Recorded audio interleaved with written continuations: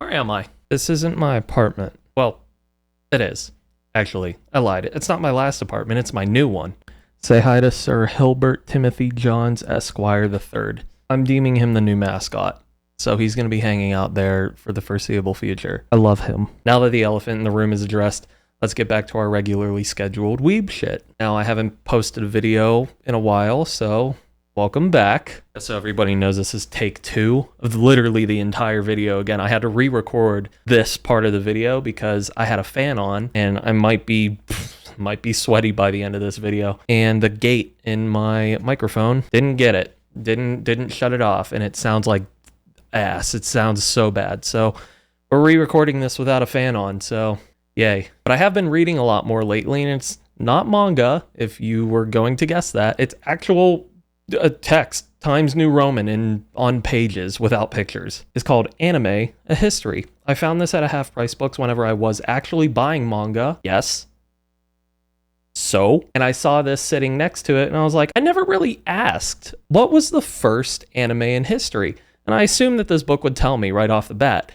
And it did. Like, as you can see, I haven't finished it. The bookmark's relatively early in the book, and this is when I decided to make this video talking about it. I figured it was a little bit niche because I looked it up on YouTube, and there's not a lot, at least in this format. And seeing as though I've been in a rut lately with videos, I haven't had an idea for a video that's really inspired me up to this point. And look, I'm trying to stray away from the Fate videos, even though I know that's where most of you came from. Also, thank you for those who came and stuck around for the not Fate videos. I promise there will be more in due time. But the question popped up into my head while I was reading this, and I thought this was a good idea for a video, and I will enjoy making it. So I hope that you'll enjoy watching it. If you do, like and subscribe.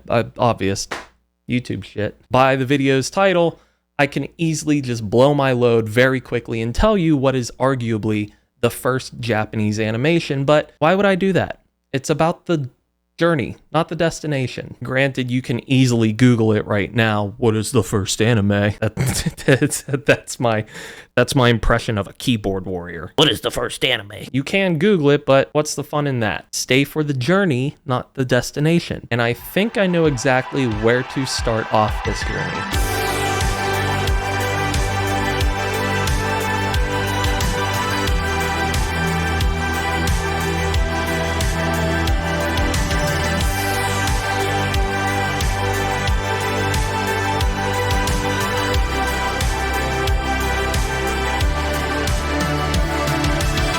The 80s, much more simple times, when the world wasn't burning to the ground, apart from whenever it was actually burning to the ground because Mount St. Helens erupted in 1980. Probably not the best analogy to start off with, but we're going to move past it. The 80s were a great decade for pop culture in both the United States and Japan. I'll explain why both in US and Japan, but we're not going to stay in the United States for long because, duh.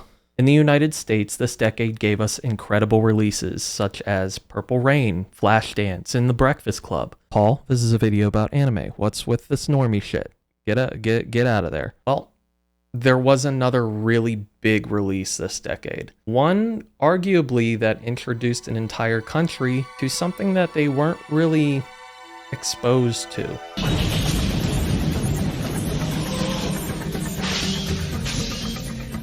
I figured this would be a great place to start because this was a lot of people in this country's first exposure, including mine, to anime. Shout out to Gino, who introduced this movie to me. Way to go. You birthed a weeb. And I mean, after seeing this movie, how could you not? This is, in a lot of people's eyes, the greatest movie ever made. Not just greatest anime movie, greatest movie. Period. A beautifully animated movie, touching story, amazing action scenes. If you're an anime fan and haven't watched this movie yet, I think this is enough justification to call somebody a fake fan. While this is, like I said, a lot of people's first taste of anime, it's by far not the earliest. And that's the title of the video, Paul. Get on with it. Let's go a little further back to...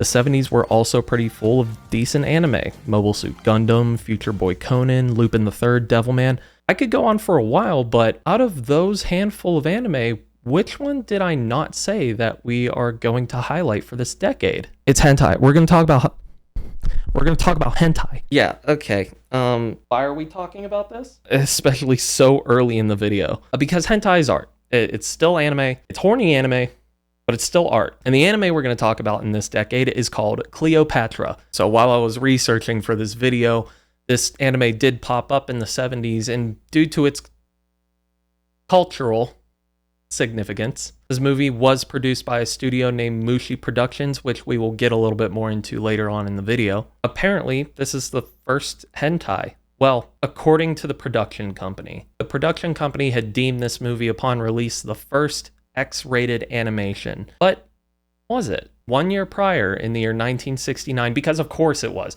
Because of course it was in 1969. The same production company had released 1001 Nights, more colloquially known as Arabian Nights. These two movies were 2/3 of a thematically related trilogy called Anime Rama. Tezuka Osamu, the conceiver of this trilogy, released 3 movies as an attempt to justify the notion of anime not just being for kids, which was a genuine concern for animators and fans alike at the time. Most of the anime that I listed earlier on in this segment were geared towards children and young teens. The movie did pretty well in Japan, however, obviously outside of the Eastern market, it tanked, not even getting a rating for its very limited physical release in the United States. I have no idea how to transition out of this one. Like, how do we do this?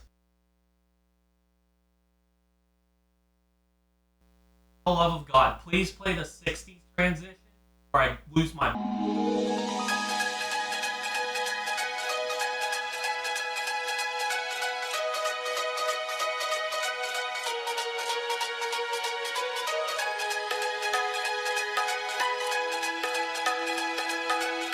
With the 60s, we're pretty far removed from the present now. I mean, in the grand scheme of things, it's been 60 years since the 60s. And some of the anime that were released then have still been watched today, and some even got re-releases, such as Attack Number 1, the original Dororo, Speed Racer, Gigantor. Why is this decade so significant? And why do a lot of people consider this decade to be the beginnings of anime? Before that, I want to reintroduce you to Tezuka Osamu, the man I'd mentioned in the prior decade as being the brains behind Anime Rama. However, I want to introduce you to a side that most of you who are weebs already know.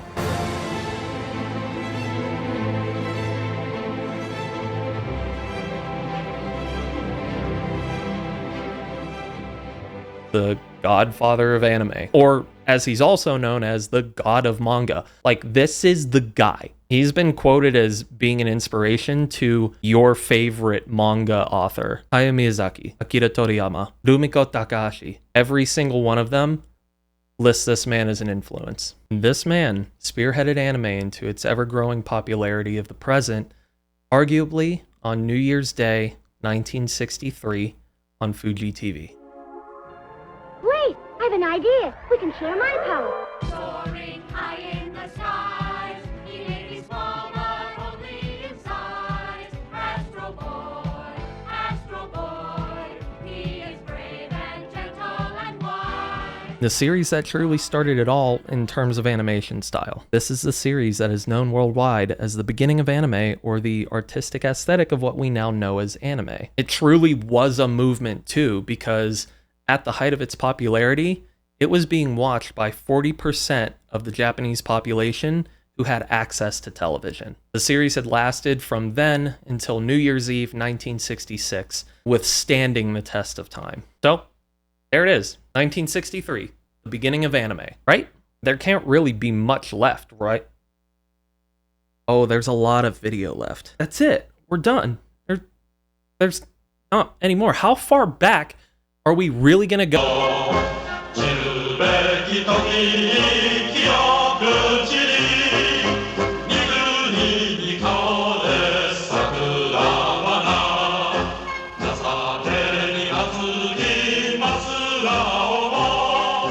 We're getting into territories where anime becomes more and more scarce. However, in the 40s and the 50s, there's still enough to talk about. What are we going to talk about? Apart from maybe Mole's adventure in 1958, there's not a lot to talk about apart from maybe the biggest thing that happened in world history. I could have made a joke here, but I did not do enough research to make a joke here. We're just not going to make the joke here. The big thing is that it's World War II. World War II happened, and everybody was doing propaganda, including Japan, in the anime that we will be talking about, Momotaro Sacred Sailors. Not only does Mitsuyo Seo's film have cultural significance in terms of it being a World War II propaganda film made for the Japanese Naval Ministry, but is also the first ever Japanese feature-length animated film with a runtime of 74 minutes. Obviously, Japan was not the only country making propaganda animations for their citizens, so were the United States, especially the United States. Both Warner Brothers and Disney made World War II propaganda animations. There's like Donald Duck animations that are really racist. I remember watching some of them in high school, and they're bad. They're really bad. Yeah, hard right turn into something more pleasant. Toei Animation was founded in 1948, so that's cool.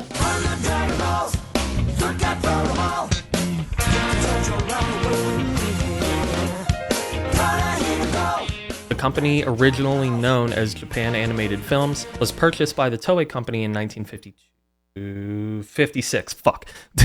Was purchased by the Toei Company in 1956, renaming it to Toei Doga Company or Toei Animation. The weebs in chat already know who Toei Animation is, but for anybody uneducated, they did all of this. However, in 1961, a rival to Toei was established by an artist who was formerly contracted by Toei, named, and Mushi Production was born. While being the company that pioneered anime with Astro Boy, I think it's kind of clear to see who came out the winner in this case. I mean, they both won in their own respects, but it's kind of hard to judge who actually won because it's like, okay, you habitual fence sitters, shut up. We're moving on. Now, for this last portion, we're going to skip a few decades because the video's long enough. I don't want to take up any more of your time. I have stuff to do, like lay on my couch, lay in my bed, visit your mom. So let's finally get into the end here. The earliest recorded Japanese animation.